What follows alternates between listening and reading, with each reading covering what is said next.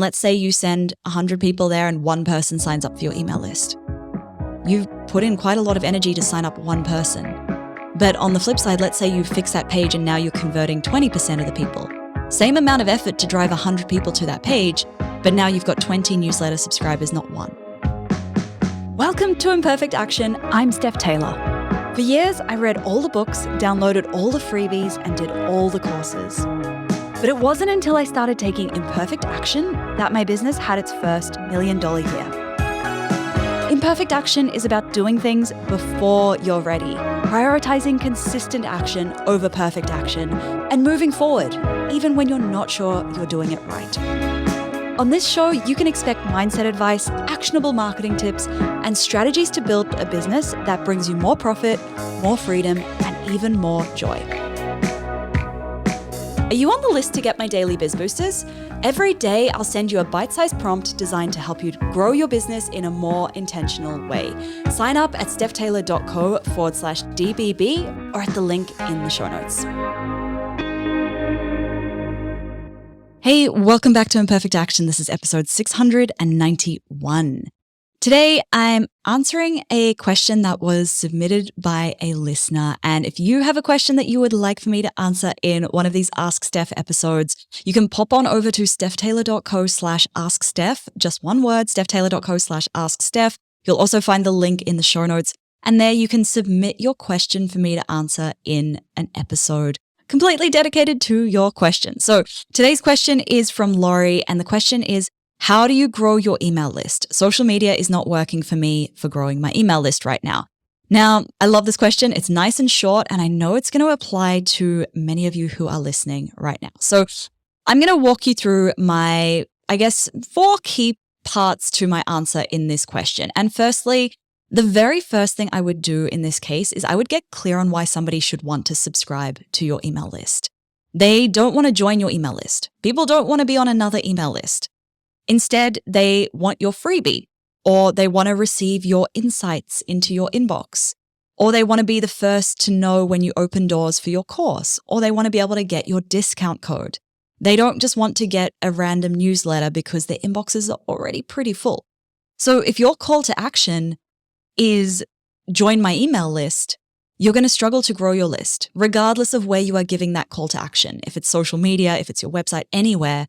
If you're saying subscribe for updates, join my newsletter, get my weekly newsletter, any of those kinds of things, you're going to struggle to grow your list.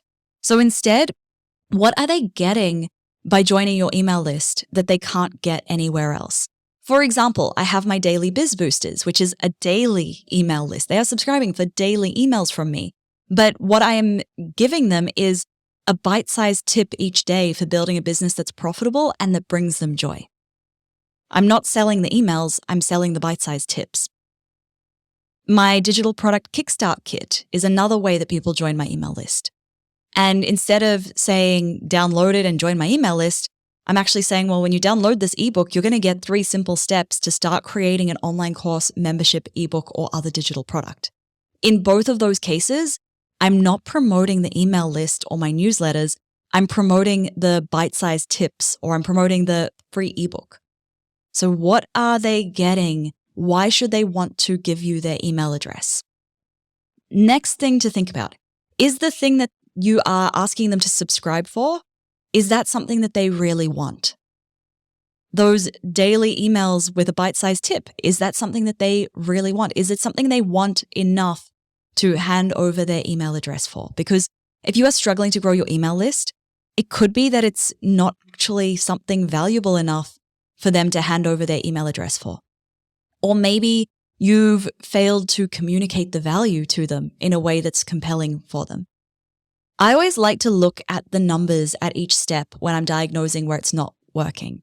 It's very easy to just look at the final numbers and say, oh, 5 people joined my email list this month.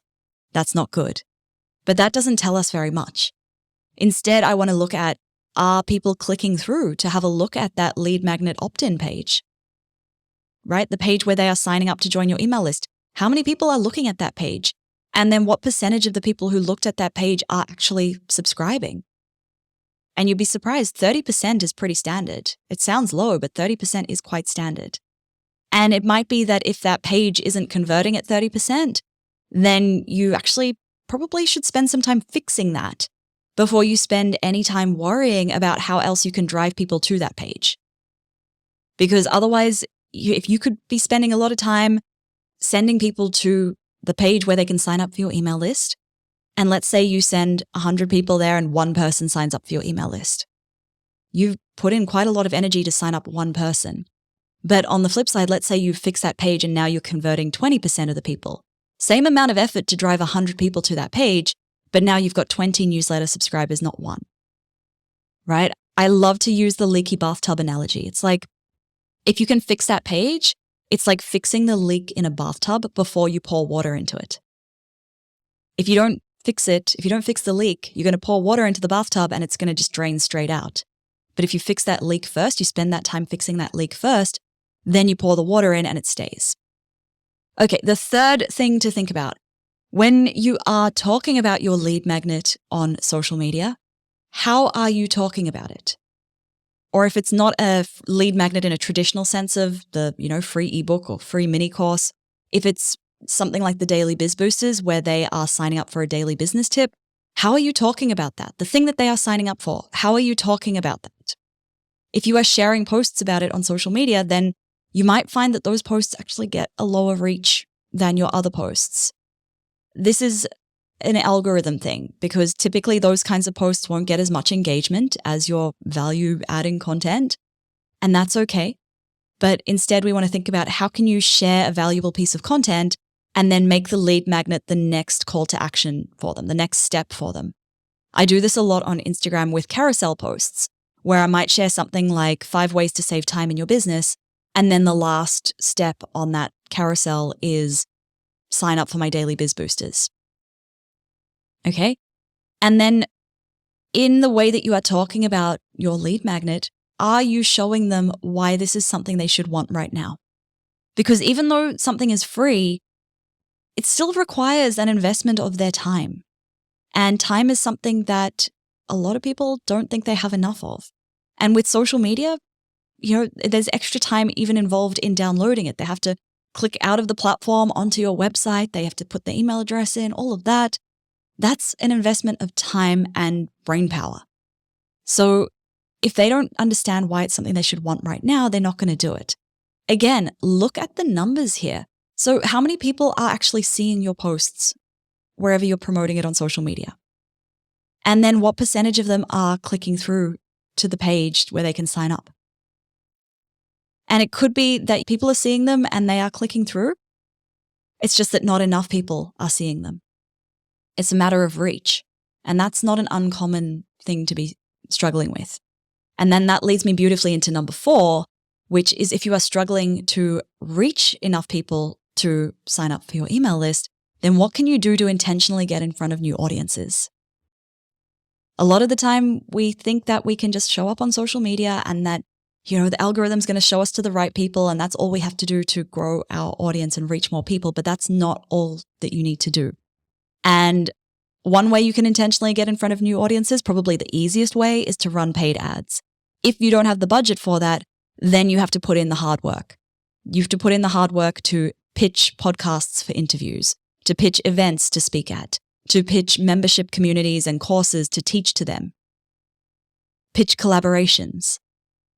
Getting in front of those audiences, those new audiences intentionally, it's going to take either hard work or money. And then each time you have that opportunity to be in front of those new audiences, always giving them the call to action to get that freebie, to get that piece of value that they are getting in return for signing up. It's not about join my email list to stay up to date. You don't want to give that call to action when you are teaching to somebody else's course, for example.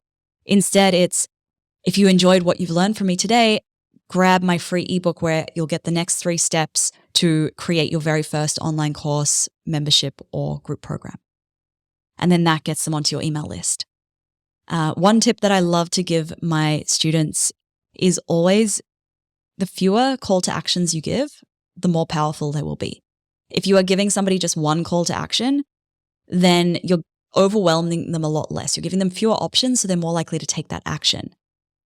Okay? So getting in front of those audiences is going to be a really key thing. But first, you need to fix that leaky bathtub. You need to make sure that you know why somebody should want to subscribe. There's great value for them. They are subscribing. The thing that they are subscribing for is something that they really want, and that it's all converting. The page is converting. It's not a leaky bathtub, and then getting it in front of those new audiences intentionally. All right. That is how you grow your email list in 2023.